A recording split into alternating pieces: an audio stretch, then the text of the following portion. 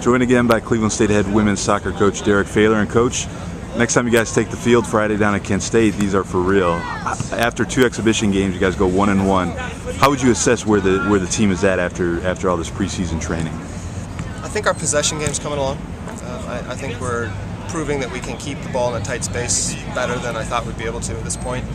I think our middle third defending is starting to look really promising. So those 2 aspects are something we've trained a lot, but I think at the conclusion of the Oakland game, we felt like now we're making progress there. I think the team camaraderie is fantastic so far, and work rate's been excellent. Still battling some injuries and a few things like that.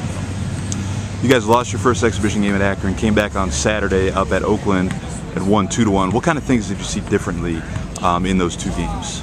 A lot more high pressure defensively against Oakland. We had the legs to get after people. We shut down service, to dangerous players for Oakland. I think we won the ball in their half of the field a lot. I want to say we outshot them 14-1 in the second half, mostly because we just were winning balls in their half of the field. And I think the confidence, maybe the connections, the little interchanges between players are starting to be a little sharper. Those were probably the primary things that were different between the 2 games. You got 2 goals from your senior midfielder, Natalie Daniels. Is that the kind of stuff we can expect to see out of her returning first-team All-League player this year for you? Yeah, it is. I think the big thing is we just can't rely on that, I mean, I feel like Nat's good for a goal a game, but the problem is that we've got to get some other options going, because that works pretty well for the non-league games, but as soon as we start getting scouted and movement patterns are figured out, that's not enough.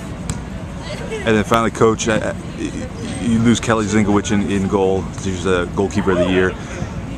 Talk a little bit about who we can expect to see in goal. Maybe not this weekend, but maybe 1, 2, 3 players throughout the season who we can maybe take a look at to replace Kelly in goal.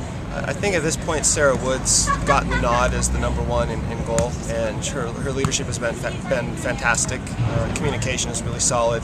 Physically, she's long and tall, and she's covering the goal very, very well.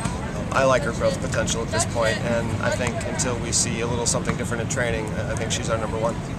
So good, Coach. Good luck Friday down at Kent State, and the home opener Sunday against Duquesne right here at Krensler Field, 1 o'clock. Thank you.